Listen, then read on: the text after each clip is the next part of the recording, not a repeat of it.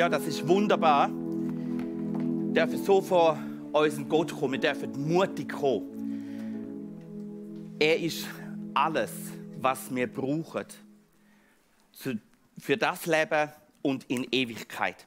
Es ist schon speziell, die letzte Predigt zu machen, und ich habe mir viel Gedanken gemacht, ja, was sollst du denn predigen beim letzten Mal? Und ich bin froh, dass ich digital schaffe und nicht mit Papier, sonst wäre mein Büro voll gewesen mit zerknülltem Papier, weil ich immer wieder verworfen habe und gesagt, nein, das ist es nicht, Herr, was ist es? Und habe dann gemerkt, an so einem Punkt im Leben, wo sich etwas verändert, schaut man ja gerne zurück. Man schaut zurück und sagt, was ist denn eigentlich jetzt bei uns in diesen 5 Jahren? Was hast du vielleicht bewirken oder was hast du falsch gemacht? Und dann ist mir ein Bild in den Sinn gekommen von einem Rückspiegel. Ihr kennt das alle vom Autofahren, so einen Rückspiegel. Und es ist auch gut, dass man lernt, mit dem umzugehen. Und beim Autofahren haben wir gelernt, zum kurz hineinschauen und schauen, wie sieht es denn eigentlich da hinten aus? Was liegt hinter mir? Oder was kommt da vielleicht schnell an der Seite entgegen und will mich überholen? Im Leben gibt es manchmal auch Sachen, die einen überraschen. Da ist etwas nicht verarbeitet und dann überrollt einen das plötzlich von hinten. Und es ist gut, die mal in den Rückspiegel zu schauen. Aber beim Autofahren haben wir auch gelernt, die meiste Zeit müssen wir vorne schauen. Wenn ich die ganze Zeit in den Rückspiegel schaue, dann kommt es nicht gut. Und so ist es im Leben auch. Wenn du die ganze Zeit immer nur hinter sie schaust, das Leben geht für sie. Und wir müssen mit Jesus für sie weitergehen und dir mal einen Blick in den Rückspiegel ist ganz gut. Aber nicht zu viel. Weil sonst kommt das Leben nicht gut. Wir bauen einen Unfall. Wenn du immer nur in den Rückspiegel im Leben hineinschaust, dann kann es nicht gut kommen. Und so habe ich mir überlegt, ja, was ist denn eigentlich dran? Und habe gesagt, eigentlich, was mir wichtig war in den letzten Jahren, ich will Jesus lieb machen. Und habe mir gesagt, auch in der letzten Predigt soll das Zentrum sein. Entschuldigung. Und dann bin ich zum Predigtthema gekommen, unterwegs mit Jesus. Und das ist mein Wunsch, dass ihr weiterhin unterwegs sind mit Jesus. Und ich weiß, und da habe ich mich gefreut, viele haben sich schon angemeldet. Es gibt viele Verbindungen zur Gemeinde in Rheineck, wo wir hinwechseln. Die einen sind dort aufgewachsen, andere haben andere Verbindungen. Wir freuen uns auf alle Begegnungen, aber ich weiß und wünsche mir, euch alle in der Ewigkeit zu sehen.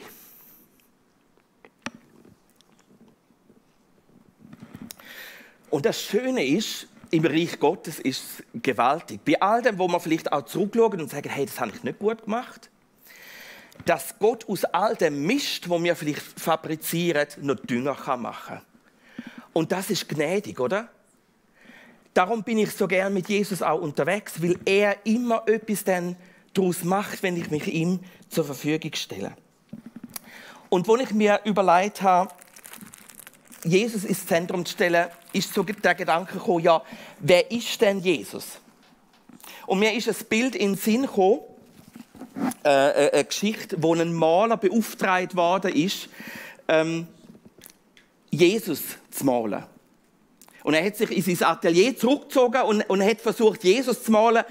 Und wie bei mir bei der Predigt, er hat immer wieder verworfen. Und immer gesagt, nein, nicht gut, fang wieder von vorne an. Er hat mitten in der Nacht dann weiter geschafft und wie besessen hat er gemalt. Und irgendwann ist er fertig gewesen und ist müde ins Bett gegangen. Am nächsten Morgen er hat sehr unruhig geschlafen, ist er zuerst mal ins Atelier. Und als er das Bild gesehen hat, das er in der Nacht gemalt hat, ist er über sich selber verschrocken. Wie das Bild von Jesus, das er gemalt hat ausgesehen wie er selber. Er hat eigentlich ein Porträt gemalt. Und manchmal sind wir eben in der Gefahr, Jesus so zu sehen, wie wir sind. er soll so reden, wie ich rede. Er soll das denken, was ich denke. Aber Jesus ist manchmal ganz anders, viel besser. Menschen zu allen Zeiten haben Jesus ihres Angesicht gegeben. Und das haben sie, zum Beispiel im 6. Jahrhundert ist Jesus ihnen als Lehrer dargestellt worden. Bei den Byzantinern war er der Herrscher gewesen. Bei den Germanen ist Jesus der König und im Mittelalter ist er das Opfer. Wie siehst du Jesus?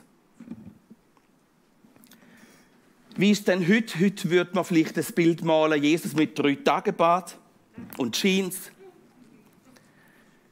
Jesus der Revolutionär.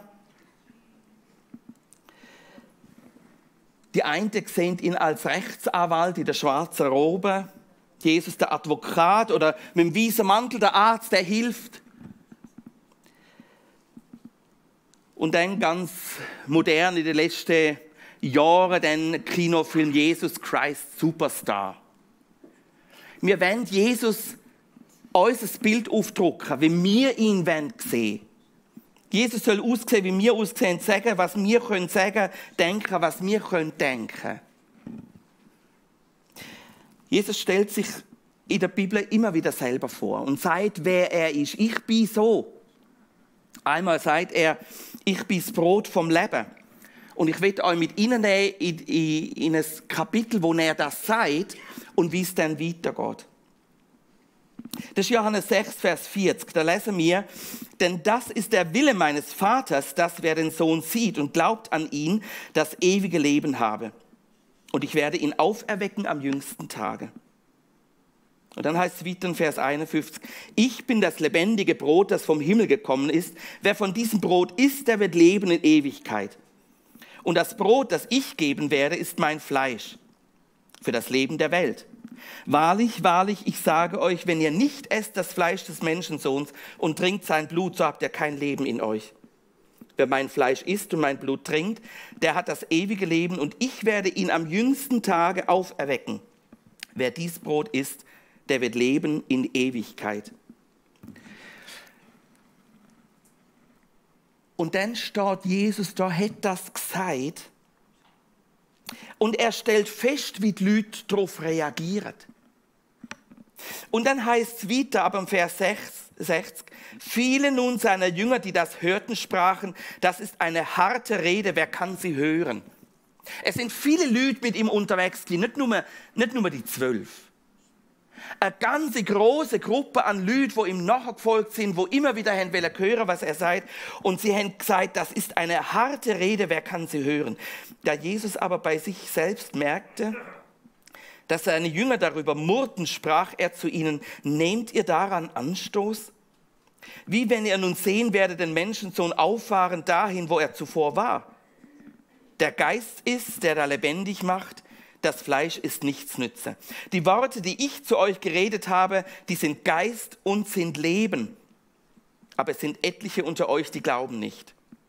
Denn Jesus wusste von Anfang an, wer die waren, die nicht glaubten und wer ihn verraten würde. Und er sprach, darum habe ich euch gesagt, niemand kann zu mir kommen, es sei ihm denn vom Vater gegeben. Von da an wandten sich viele seiner Jünger ab und gingen hinfort, nicht mehr mit ihm. Die haben so Anstoß genommen, dass sie gesagt haben, nein, danke, tschüss. Wenn das so ist, dann gar nicht. Jesus hat nicht nach dem Maul der Leute geredet. Er braucht keinen Bewunderer. Jesus sucht Nachfolger. Echte Nachfolger. Und dann fragt er an dieser Stelle seine 12 Jünger, seine 12 Nachfolger, wollt ihr auch gehen? Wollt ihr auch weggehen? Und dann sagt der Petrus, Herr, wohin, zu wem sollten wir gehen? Also wenn du nicht Wahrheit bist, wer denn? Wo sollen wir hingehen? Und der Petrus, der hat oft zweifelt. Aber wisst ihr, was er gemacht hat in seinem Zweifel? Er hat sich 360 Grad umgedreht, hat geschaut, und hat gesagt, wohin sollen wir sonst gehen? Was gibt es für eine Alternative? Herr, zu wem sollen wir gehen? Wenn du nicht die Wahrheit bist, wer denn? Es tut mir leid, dass in heutiger Zeit viele Menschen nicht mehr daran interessiert sind, an der Wahrheit. Wobei ich muss auch sagen, als ich auf der Straße war mit dem EE-Kurs, habe ich ganz vielen Leuten bin ich begegnet, wo ich erstaunlich gefunden habe, wie offen die sind. Aber wenn du in eine Beiz hineingehst, dann werden Gespräche geführt, so nach dem Motto, wo kommen wir her, wo gehen wir hin? Und übrigens, im Aldi ist dann Glühbirne 20 Rappen günstiger wie im Coop und Mikro.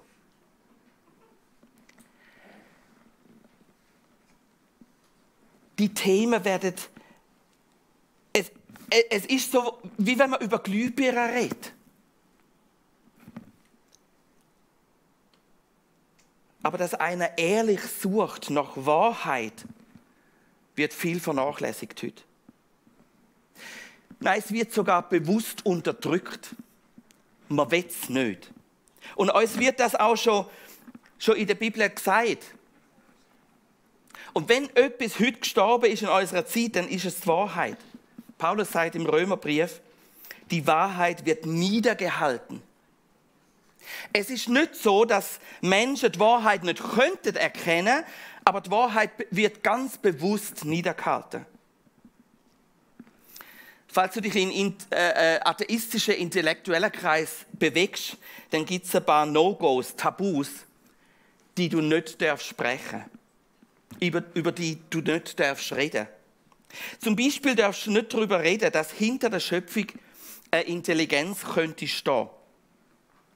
Sobald du das sagst, wirst du abgestempelt als Pseudowissenschaftler. Und du darfst auch nicht mehr fragen, hat das Leben einen Sinn? Weil, wenn es einen Sinn gibt, dann muss es ja auch einen Sinngeber geben. Dann muss jemand dahinter stehen. Und wenn es eine intelligente Schöpfung ist, dann muss ein Schöpfer dahinter sein. Und darum darf man das nicht fragen. Die Wahrheit wird bewusst in der Welt niedergehalten, sie wird unterdrückt. Und trotzdem die Frage bleibt. Ich erlebe es heutzutage in unserer Gesellschaft so, dass jede Glaubensrichtung, jede Ethik, jede Religion, jeder Lebensstil gleichwertig ist. Und dann wird gesagt, ja, solange du das, was du machst und tust und glaubst, solange du es von Herzen und ehrlich tust, ist alles okay. Und das ist ja ganz attraktiv, wenn es nicht die einzige Wahrheit gibt. Wie wenn es die einzige Wahrheit nicht gibt, was ist denn so attraktiv daran? Also wenn das so ist, dann kann jeder seinen eigenen Glauben haben. Du musst niemand von irgendetwas überzeugen. Jeder soll nach seiner Fasson selig werden. Oder jeder kann nach seiner Fasson in die Hölle gehen. Oder wie er das dann auch immer ausdrückt und sieht. Je nachdem, wie man das eben sieht. Wahrheit ist in dem Moment relativ und beliebig veränderbar. Und seht ihr, das tönt auf der einen Seite eigentlich ganz nett, aber wir haben das Problem, das funktioniert im Leben nicht. Weil es der Realität nicht entspricht. Was immer Wahrheit ist, muss der Realität entsprechen, sonst ist es keine Wahrheit. Ganz ein simples Beispiel. Ich habe einen Kugelschreiber mitgebracht. Ihr wisst alle, wenn ich das aufzeige, dass es ein Kugelschreiber ist. Wenn jetzt aber jemand aus der Ostschweiz kommt, wo wir hergehen, und die sagen, nein, das ist kein Kugelschreiber, das ist ein Schuh. Wir sagen dem Schuh. Dann musst du sagen, wir haben einen Konflikt. Ein anderer aus dem Wallis kommt vielleicht und sagt, nein, das ist ein Blatt Papier. Wir haben das Problem, weil das ist nicht die Wahrheit. Das ist ein Kugelschreiber, der ist einmal so benannt worden. Das kannst du nicht einfach beliebig verändern. Du kannst es probieren, aber es gibt enorm Probleme. Die Wahrheit ist, der Gegenstand bleibt ein Kugelschreiber. Und er heißt, ja, du kannst nicht so eng sein, wir müssen tolerant sein.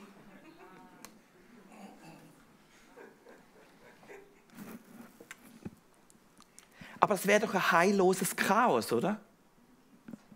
Wir würden uns nicht mehr verstehen. Das würde bei den einfachsten Sachen nicht funktionieren. Und schaut, früher, bei der alten Toleranz, so wie ich noch aufgewachsen bin, da hast du gesagt, ich habe eine feste Überzeugung und ich toleriere deine Überzeugung.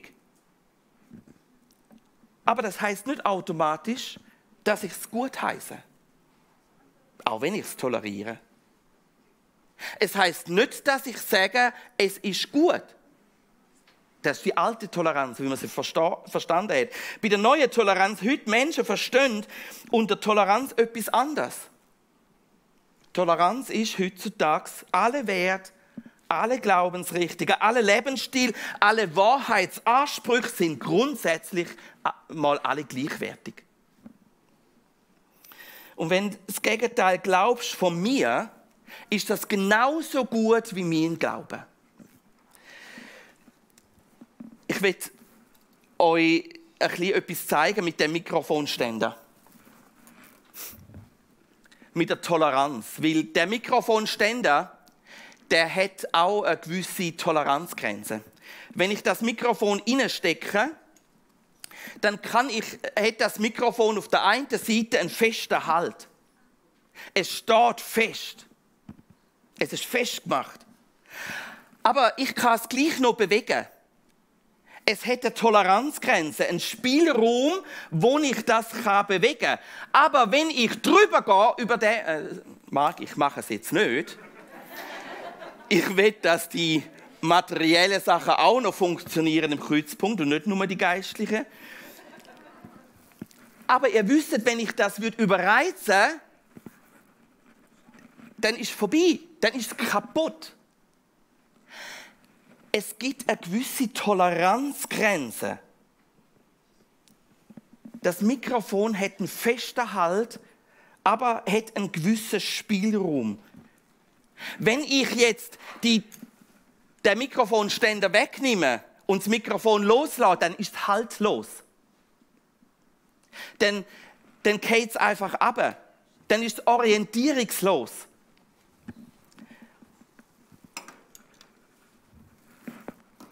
Und so ist die Frage, wie gehen wir mit dieser Toleranz um? Die Haltlosigkeit, die ich gerade zeigen wollte, ohne Mikrofonständer, wird heute als tolerant empfunden. Aber das ist nicht tolerant. Das ist orientierungslos und haltlos. Du kannst nur dann tolerant sein, wenn du fest verankert bist. Wenn du einen festen Halt hast, dann kannst du auch tolerant sein. Sonst bist du haltlos. Wenn du in unserer Gesellschaft heutzutage eine feste Überzeugung hast, dann wirst du vielfach nicht mehr toleriert. Dann bist du gefährlich. Dann bist du extrem. Dann bist du ein Fanatiker.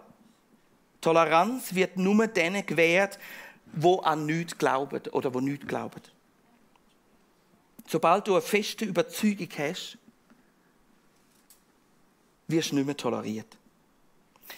Und viele von euch wissen das, aber ich will euch auch darauf vorbereiten, in den nächsten Jahren müssen wir uns darauf gefasst machen, wenn wir für Jesus einstehen, dass es immer enger wird. Du wirst nicht mehr toleriert werden, weil du eine feste Überzeugung hast, einen festen Halt. Und schaut, Jesus sucht keine Bewunderer, sondern er sucht Nachfolger. Er sucht Leute, die ganz ernst machen. Und sagen, mein Halt ist in dir. Ich bin tolerant auf eine gewisse Art und Weise und bis zu einer gewissen Grenze, aber ich weiß, wo mein Halt ist und was die Wahrheit ist und was der Wahrheit entspricht. Sind denn alle Religionen gleich? Ich bin überrascht und erschrocken, wie viele Christen du heutzutage antriffst, die sagen, ja, oberflächlich sind Religionen konträr, aber in der Essenz sind sie alle sehr ähnlich. Und liebe Freunde, das Gegenteil ist der Fall. Genau das Gegenteil. Oberflächlich mögen manche Religionen sich ähnlich sein, aber in der Essenz sind sie absolut konträr. Schaut auf der Moschee in Jerusalem, in der Moschee von Omar in Jerusalem, es gibt ja verschiedene Moscheen dort, da steht ein Satz, Allah ist einer und er hat keinen Sohn. Wenn du deine Bibel aufschlägst, dann wirst du in Johannes 3,16 zum Beispiel lesen, so sehr hat Gott die Welt geliebt, dass er seinen eingeborenen Sohn gab. Ist das jetzt das Gleiche? Schaut, angenommen, zwei Menschen treffen sich und sind beide schon mal Zwettigen gewesen. Der eine sagt zum anderen, du, ich bin Zwettigen gewesen und dort bin ich in einem Gottesdienst gewesen, ich habe den Dani getroffen. Der Dani ist Pastor, ich bin bei ihm im Gottesdienst gewesen. Ein anderer sagt, du, ich bin auch Zwettigen gewesen. Ich habe auch einen Dani getroffen. Echt? Ah ja, erzähl mal. Und er sagte, ja, mein Dani, der ist 21, der ist alleinstehend, wohnt in Baden, studiert auf Lehramt. Und der andere sagt, ja. Also mein Dani, der wohnt eigentlich in Neuenhof und ist 46, der ist geheiratet, der hat 3 Kinder. Und also ein bisschen anders ist es schon. Aber wahrscheinlich reden wir vom Gleichen, oder? Ey, das ist doch jedem logisch. Das kann nicht sein. Das ist nicht das Gleiche. Niemand würde so etwas sagen, kein Mensch. Aber wenn es um die Religion geht, sind alle irgendwie gleich. Freunde, ich sage euch, das entspricht nicht der Realität. Das ist weder intelligent noch vernünftig, so etwas zu sagen. Wahrheit ist nie relativ. Und Jesus Christus hat von sich gesagt, ich bin die Wahrheit. Ich bin der Weg, die Wahrheit, das Leben. Niemand kommt zum Vater als nur durch mich. Und jetzt haben wir das Problem. Jetzt sagt Jesus in dem Moment, es gibt nur einen Weg, zum Vater zu kommen. Und jetzt haben wir wirklich ein Problem oft damit. Ja, schaut, wenn Gott jetzt 10 Wege ausdenkt hätte, 10 unterschiedliche Möglichkeiten, um zum Vater zu kommen, wir würden nach dem 11. fragen, oder? Nach dem 11., wo so ein bisschen nach unserem Ding ist, wie wir es gerne hätten. Und wenn er 100 Wege gehabt hätte, wir würden nach dem 101. Weg fragen. Aber er hat gesagt, es gibt einen Weg. Wir suchen die Wahrheit, finden, wenn wir sie aber nur dort, wo sie uns beliebt. Wo es nach unserem Gutdünken geht. Und das ist das Problem. Schaut, das Problem steckt nicht in der Limitation der Weg, dass es nur ein Weg ist, sondern das Problem liegt in unseren verhärteten Herzen. Wir wollen es eben so, wie wir denken. Immer wieder bekommen wir als Christen den Vorwurf von der Enge, von der Intoleranz. Aber schaut, ich will euch zeigen, dass wir alle in unserem Alltag manchmal recht eng und recht intolerant sind. Meine Frau hat zum Beispiel morgen einen Zahnarzttermin, da muss ein Zahn entfernt werden. Und wenn sie beim Zahnarzt sitzt und sagt, der Zahn tut mir weh, und er sagt, ja gut, ich nehme aber den anderen raus, dann wirst du sehr intolerant sein. Und sagen, stopp, nein, ich habe gesagt, der tut weh. Ja, nein, ich tue den anderen behandeln. Du bist recht eng in dem Moment. Wir haben es schon erlebt bei Blutabnahmen. Ich weiß ganz genau, welcher Arm gut ist. Und ich sage, da müsst ihr stechen. Und ich probiere es manchmal, will es dort probieren und dort. Da bin ich manchmal recht eng und intolerant. Ich akzeptiere nicht, dass die mir irgendwo stechen. Nein, bitte da. Oder? Wir sind sehr intolerant. Wo unsere Kinder klein waren, haben wir etwa mal die Situation gehabt, dass das Kind einfach auf die Straße gerannt ist. Hey, liebe Leute, ich bin intolerant. Ich sage nicht, ja, probier es doch mal aus. Das Auto kommt, dann wirst du schon sehen. Nein, ich bin eng, ich bin intolerant, weil mir meine Kinder wichtig sind und ich sie liebe. Viele sind beim Kleiderkauf intolerant. Du würdest nie eine Hose oder ein Kleid kaufen, das 3 Grössen zu groß ist, oder? Da bin ich intolerant und sage, nein, die Größe. Ich brauche nicht die andere. Ich brauche meine Größe. Da bin ich sehr intolerant und eng in dem. Aber interessanterweise, wenn es zu wichtigen Dingen im Leben kommt, dann dürfen wir plötzlich nicht mehr so eng sein. Wir sind extrem eng, extrem intolerant in vielen Bereichen vom Leben, aber sobald es um Gott geht, ist das nicht mehr so. Wenn es um Gott, den Schöpfer, geht, dann soll plötzlich alles möglich sein. Geh diesen Weg oder geh diesen Weg. Du wirst sicher glücklich. Meine lieben Freunde, das ist eine Lüge. Es gibt nur eine Wahrheit. Wahrheit ist nicht relativ. Und wir sagen das in unserem Umfeld nicht, weil wir irgendetwas in eine Wand aufdrücken, sondern letztendlich, weil Liebe die Wahrheit sagt. Wenn du liebst, dann willst du, dass es dem anderen gut geht. Und weil ich dich liebe, sage ich dir die Wahrheit, es ist Liebe, nicht Intoleranz. Ich höre viele Leute, die sagen, ja, du brauchst einen grossen Glauben. Ich will euch heute sagen, schau bitte nicht auf die Größe von dem Glauben, sondern auf das Objekt vom Glauben. Ich habe die Erfahrung gemacht, dass viele Muslime einen grösseren Glauben haben wie ich. Hindus einen grösseren Glauben haben wie ich. Buddhisten einen grösseren Glauben, viel mehr glauben als ich. Aber was ist ihr Objekt vom Glauben? Es kann sein, dass du einen ganz grossen Glauben hast. Zum Beispiel, dass du im Winter mit den Schleifschuhen auf einen zugefrorenen See gehst. Das kann sehr spannend sein. Es bringt dir aber nichts, wenn dein Glaube riesig ist, aber das Eis dünn. Du wirst einbrechen. Aber wenn das Eis dick ist und du gehst mit zitternden Knien, gehst du mit diesen Schleifschuhen auf das Eis und sagst, wow, wird es mich tragen? Ich zweifle. Aber du gehst.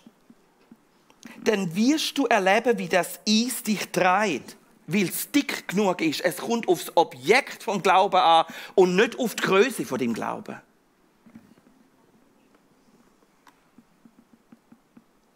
Es wird dich tragen, das Eis, und du wirst überrascht sein, dass du sogar ans andere Ufer kannst kommen. Warum? Nicht, weil du so einen grossen Glauben gehabt hast. Nein, weil das Objekt vom Glauben gehebt hat. Auf das Objekt vom Glauben kommt es an, nicht auf die Größe. Und darum bitte ich Menschen, such ganz ehrlich nach der Wahrheit. Und zwar nach dem Objekt von der Wahrheit. Und nicht an dem messen, wie groß dein Glaube wird. Wisst ihr, warum ich an Jesus glaube? Nicht, weil es mir dann ein bisschen besser geht oder ich mich besser fühle. Ich glaube an Jesus Christus, weil er die Wahrheit ist. Wie der Petrus, der sich umgeschaut hat und gesagt hat, wo finde ich denn sonst Wahrheit? Außer bei dir. Als 14-Jähriger habe ich mich nochmal ganz neu für Jesus entschieden. Das ist letztendlich eine Gabe von Gott. Aber Gott hat mir den Glauben gegeben. Und jetzt mit 46 bin ich immer noch voll der Überzeugung, Jesus ist die Wahrheit. Es ist die Hoffnung, die die Welt braucht. So wie der Petrus gesagt hat, Herr, wo sollen wir hingehen? Was für eine Alternative habe ich eigentlich? Du, und so heißt dann weiter von Petrus, du hast Worte des ewigen Lebens und wir haben geglaubt und erkannt, dass du der Heilige Gottes bist.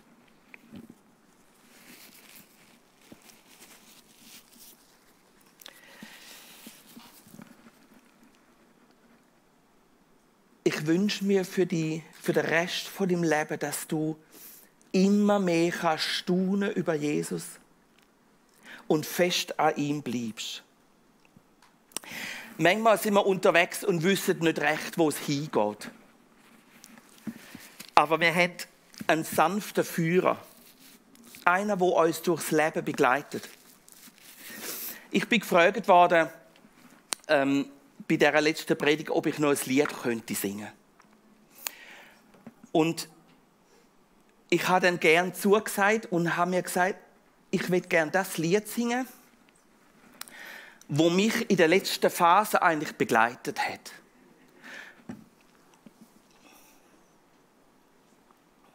Wo ich gefragt habe,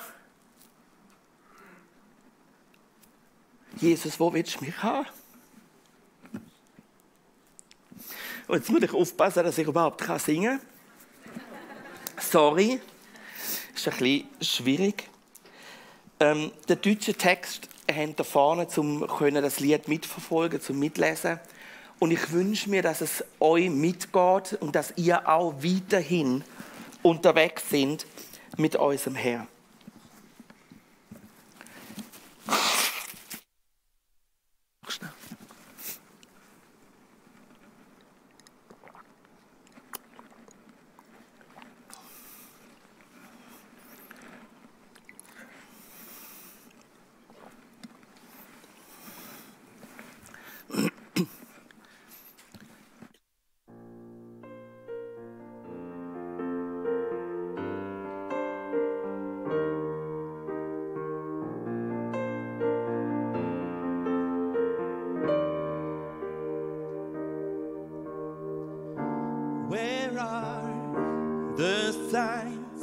Which way should I go? I planned each step, but now I don't know. Tomorrow is a chasm of uncertainty, but I will go there if you go with me. Gentle Savior, lead me on. Let your spirit light my way. Gentle Savior, lead me on. Hold me close, keep me safe, lead me on. Gentle Savior.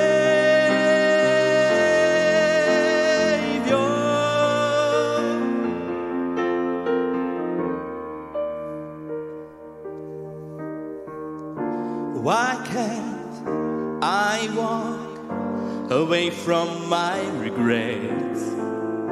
And why is forgiveness so hard to accept? The past surrounds me like a house I can't afford, but you say come with me. Don't live there anymore. Gentle Savior,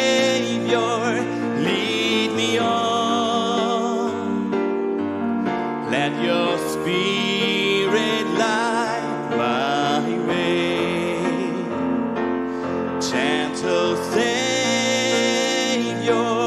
lead me on.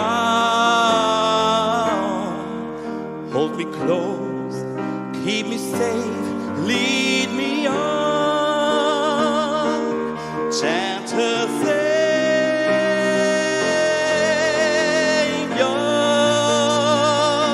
and when I reach the valley every soul must journey through, but I'll remember that how well you know the way. I put my hand in your hand like a trusting child will do, and say,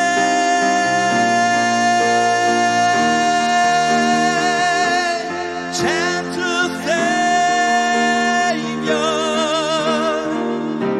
lead me on, let your spirit light my way.